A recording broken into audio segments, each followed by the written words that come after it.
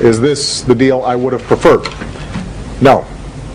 I believe that we could have made the tough choices required on entitlement reform and tax reform right now, rather than through a special congressional committee process. But this compromise does make a serious down payment on the deficit reduction we need and gives each party a strong incentive to get a balanced plan done before the end of the year. Most importantly, it will allow us to avoid default and end the crisis that Washington imposed on the rest of America. It ensures also that we will not face this same kind of crisis again in 6 months or 8 months or 12 months. And it will begin to lift the cloud of debt and the cloud of uncertainty that hangs over our economy. Oh, la tasa de su hipoteca será reajustada. Homero, ¿sabes algo sobre esto? Descuida, March. Es como cuando dejamos de pagar la cuenta del teléfono. Dejaron de llamarnos. De hecho, todos lo hicieron. Debemos ir a ver a nuestro corredor de hipotecas. Country Fine, compañía de limonadas e hipotecas. Veamos, con un pago inicial, 37% de interés cada minuto. ¿No entiende la tarifa por contrato? ¡Tarararán! Y aquí está, señores, su 9º pago mensual. Oh, la cifra es tan grande que hasta tiene una coma. Oh, esperen, omití un 0. Óigame, cuando me dieron ese dinero dijeron que no tendría que pagarlo hasta el futuro. Este no es el futuro, es el apestoso ahora. Ahora cálmese. En este país cuidamos a la clase media. Ejecución, subasta de una casa hoy. No sea rencoroso con el banco. Despedimos a nuestro director y se fue con apenas $50 millones. Pobre hombre, ¿está bien? Sí. Me parece que, de nuevo, estamos atestiguando otra de las manifestaciones de una crisis que empezó a desarrollar más abiertamente a partir de 2008, pero para empezar quiero llamar la atención sobre algunos elementos, llamémoslos estructurales, que enmarcan esta crisis, porque lo que alrededor de 2008 se empezó a decir es que la economía norteamericana estaba muy débil porque tenía lo contrario de lo que tenemos nosotros en esta última época. Nosotros tenemos superávit gemelos, superávit externo y superávit fiscal, y Estados Unidos viene hace muchísimo tiempo con déficit externo, o sea, más importaciones que exportaciones, y déficit fiscal. Quiere decir que ya para las calificadoras y todas estas agencias de riesgo y para el propio Fondo Monetario Internacional, hace décadas que Estados Unidos está aplicando o está en una situación que es la que ellos decían que era muy dramática para países como el nuestro, ¿no? Y que era insostenible y que iba hasta allá. En eso aparentemente tenían razón. Ahora, ¿cuáles son los elementos estructurales de esta crisis? En primer lugar, creo yo que estamos viendo cómo ha habido un desplazamiento muy importante con la presencia de China, pero de todo el sudeste asiático, de buena parte de lo que sería la industria mundial. O sea, acá hay un proceso claramente mundial de cambio del eje de producción industrial, que se ha desplazado a zonas como Japón, bueno, primero, inicialmente, el sudeste asiático y principalmente China. ¿Para qué lo hizo? ¿Por qué se llevaron las empresas ahí? Porque son regiones de salarios bajos. Es decir, el capital salió, en base a los nuevos métodos de comunicación, a los nuevos métodos de organización, salió a la casa de trabajadores desprotegidos y los encontró montones en los países de Oriente. Y ahí instalaron las plantas norteamericanas, europeas, etcétera, que se mudaron allí. Si esto es cierto, y de hecho en Estados Unidos, al igual que acá, muchísimas cosas son made in China, es decir, se ha desplazado realmente el eje de la producción mundial. Claramente, si las empresas operan ahí, el déficit de cuenta comercial, digamos, el déficit comercial es inevitable, porque casi todos los productos, o buena parte de los productos que antes se producían en los países centrales, ahora se producen en China y en otras regiones. Quiere decir que ahí hay un endémico, un estructural déficit del intercambio comercial. Eso genera a su vez un problema a nivel de las cuentas públicas, porque evidentemente al caer la producción empieza a incubarse una imposibilidad de recaudar impuestos, es decir que eso viene acompañado de déficit fiscal también. Ahora quisiera, perdona que para hacerlo para segundo grado, que es donde estoy yo en economía, esto significa, cuando vos decís el capital, es un señor que es dueño de una empresa, se la lleva a otro lado para ganar más él. Pero sencillamente eso. Si las empresas brasileñas, argentinas, de Latinoamérica también están instalando parte de la producción en China. Sí. Estoy diciendo las grandes empresas capitalistas, las automotrices, los juguetes, bueno, todo lo que vemos made in China. Básicamente sí. Es para ganar más plata. Para ganar más plata. Y la forma de ganar más plata era trabajar en lugares donde los trabajadores están más desorganizados o provienen de zonas rurales y entonces tienen salarios muy bajos. Eso generó una oportunidad de ganancia enorme. Pero ahora, ¿qué pasa? Por un lado, se genera un permanente desbalance comercial, porque ellos exportan pero no hay mucho que venderles. Segundo punto, se generan enormes excedentes, que no son solo del gobierno chino o de estos países, sino también de los empresarios, pero que los producen en estos países. Eso vuelve como excedentes financieros, lo cual genera que haya mucho dinero disponible para el crédito. Entonces, ¿qué termina pasando? Muy simplificado, no sé si segundo grado, pero por ahí, muy simplificado, lo quiero hacer esquemático, termina pasando que se produce acá y lo que se compra en los países centrales se hace con crédito que en parte viene de los excedentes financieros que se generan en los países periféricos. Entonces hubo un giro en la producción y también en las finanzas.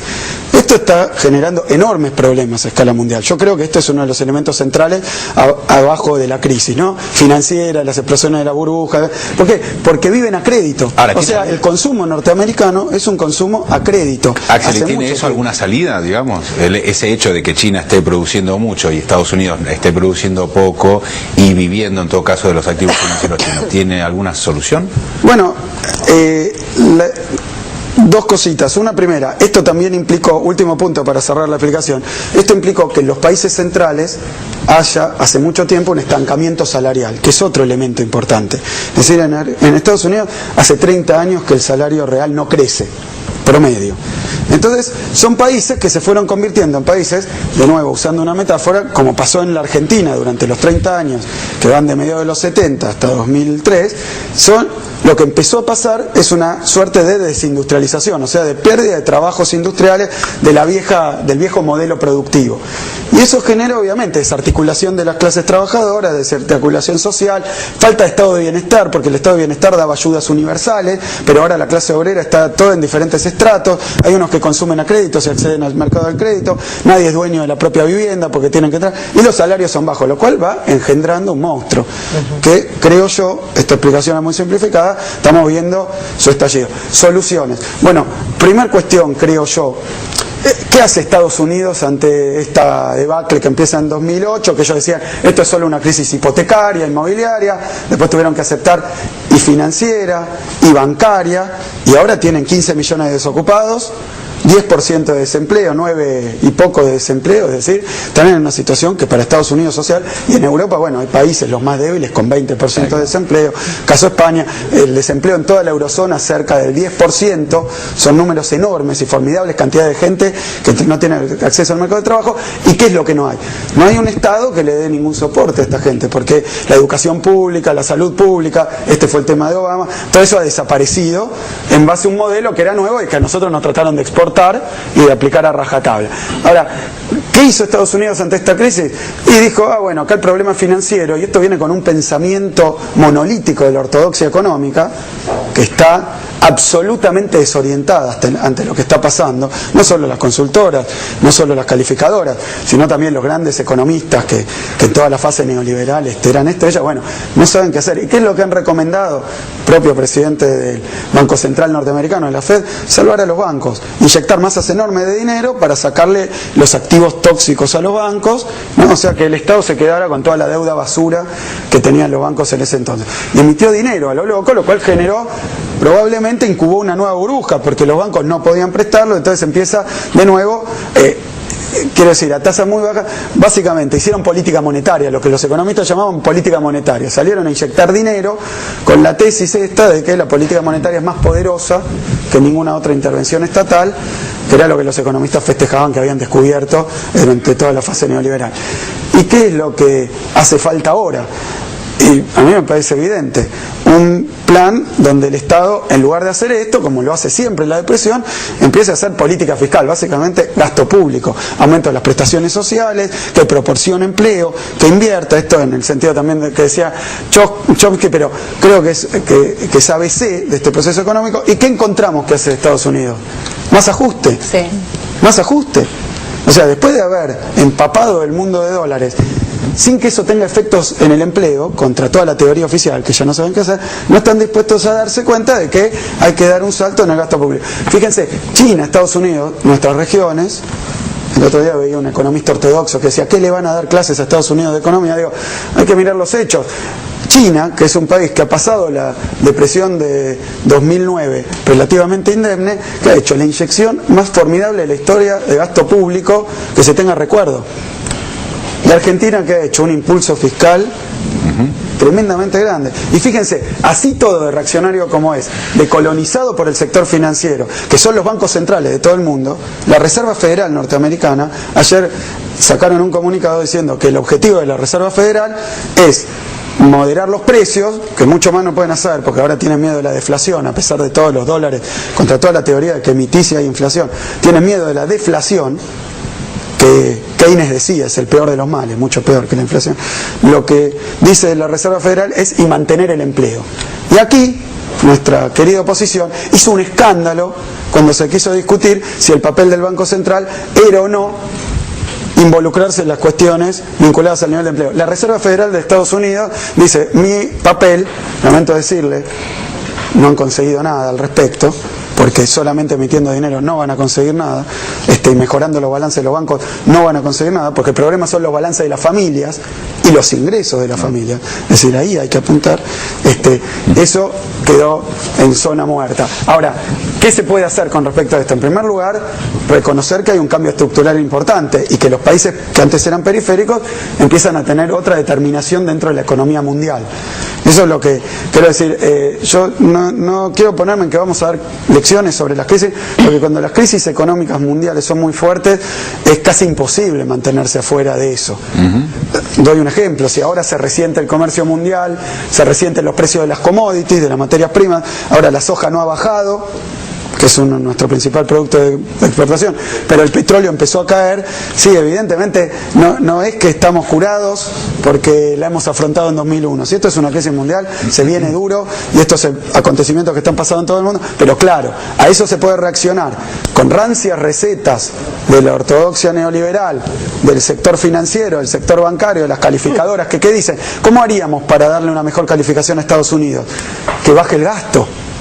Que baje el gasto. O sea, piden a gritos que generen más negocio financiero a costa de que el Estado comience a dar empleo y comience a tener una política fiscal expansiva. Eso es lo que Obama amagó hacer en contraposición a lo que había hecho Bush con la crisis, y que un parlamento básicamente reaccionario en sus dos expresiones no se lo permitió, porque Obama en su discurso inaugural dijo que hay que hacer gasto, hay que volver a invertir, lo hemos descuidado.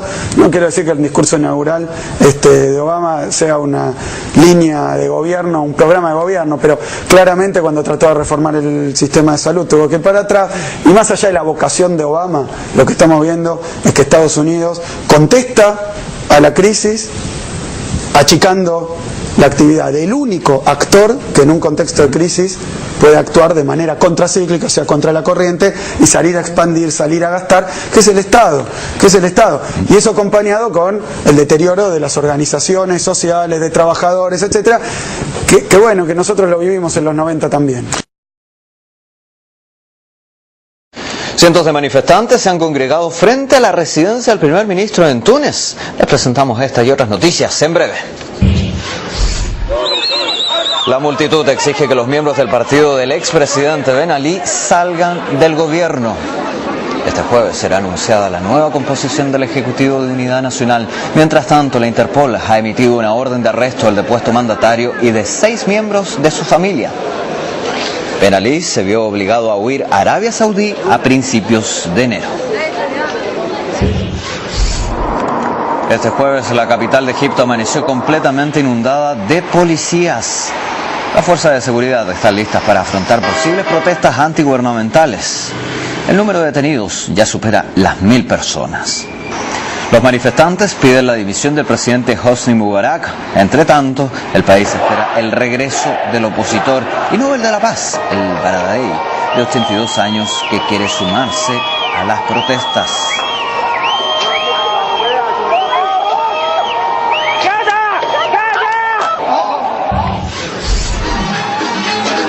Las protestas antigubernamentales que estremecen Túnez y Egipto se extienden a otra nación árabe, Yemen.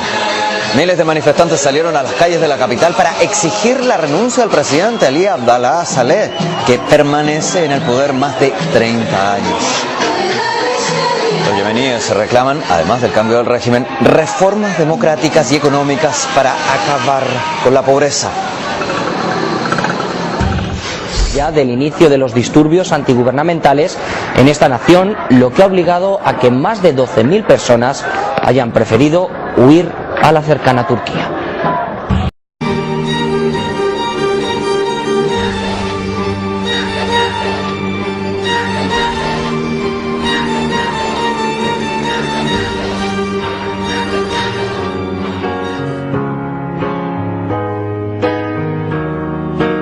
It's very bad for my government. I haven't food, I haven't anything.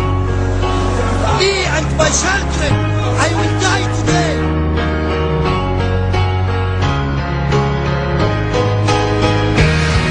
Noticias. A esta hora conversamos con nuestro enviado especial a Libia, Rolando Segura, donde hay nuevos bombardeos por parte de la OTAN. Desde Trípoli te escuchamos, Rolando, adelante. Sí, la información es ahora en Trípoli, la capital de Libia, donde la OTAN intensifica sus bombardeos desde hace media hora con fuertes sacudidas que estremecen la ciudad por misiles, al parecer lanzados desde el Mediterráneo, porque no se han sentido a los aviones romper la barrera del sonido, pero sí las fuertes explosiones se han sentido y han levantado columnas de humo y grandes llamaradas en el cielo hacia el noroeste de la capital libia. Los partidarios de Gaddafi han colmado las calles de Trípoli para expresarle su apoyo. Por su parte, los rebeldes han recibido ayuda de las reservas del Ministerio de Defensa estadounidense. Según anunció la portavoz del Departamento de Estado, se trata de medicamentos, chalecos antibalas, uniformes y otros objetos. El conflicto libio ha generado enormes diferencias en Washington. Este fin de semana, Estados Unidos cumple 90 días en Libia. Ese es el plazo máximo durante el cual el presidente puede usar las tropas norteamericanas sin declarar la guerra o recibir la autorización del Congreso. Y a propósito de esperar, es de esperar que el pueblo griego tenga calma, tenga paz, tenga sosiego después de la represión, después de la batalla campal que ayer se vivió en las calles de Atenas cuando el Parlamento estaba votando el plan de ajuste propuesto por el FMI y la Unión Europea. Hubo 500 heridos y algunos de consideración.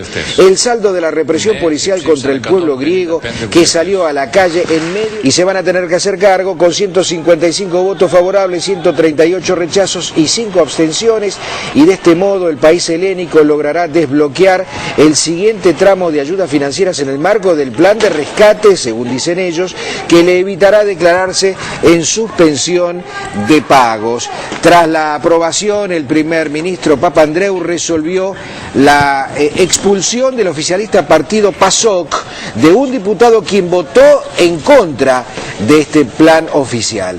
En los alrededores del Parlamento, en tanto, el rotundo rechazo ciudadano a la medida se plasmó, como en días anteriores, y si no vea estas imágenes, en violentos enfrentamientos con la policía y en medio de la segunda jornada de un paro general de 2 días que, convocado contra la medida, mantiene prácticamente paralizado al país. En los alrededores de la conocida y emblemática plaza céntrica Sintagma, grupos de enfervorizados manifestantes levantaron barricadas en varias vías de acceso, mientras en otros sectores centenares de jóvenes combatían con piedras y palos a la policía antidisturbios. Otro tema importante que ha sido noticia durante los últimos días es que los indignados en España se mantienen en las calles. Ya el día de hoy anuncian nuevas movilizaciones para este viernes. Durante la noche, al menos 20 heridos por la represión se ocurrieron frente a la sede del Ministerio del Interior español. Los jóvenes manifestaban pacíficamente cuando la policía antidisturbios cargó con fuerza y realizó el desalojo en el área ministerial. Es el 4º día de presencia popular en las calles contra el sistema político del país y los recortes económicos que afectan a los jubilados y jóvenes desempleados. La situación se extrema cuando se aproxima además la visita del Papa Benedicto XVI, pautada entre los días 16 y 20 de agosto, según informaciones.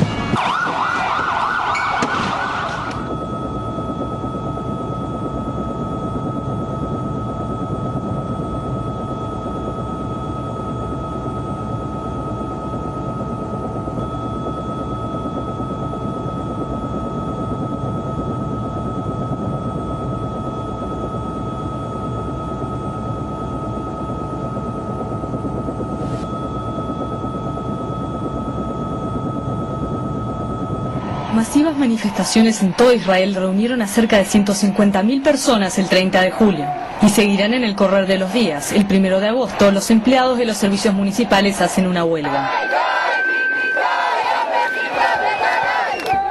El movimiento de protesta, que comenzó hace un mes, proviene en primer término de las clases medias, aplastadas por el aumento constante del coste de la vida.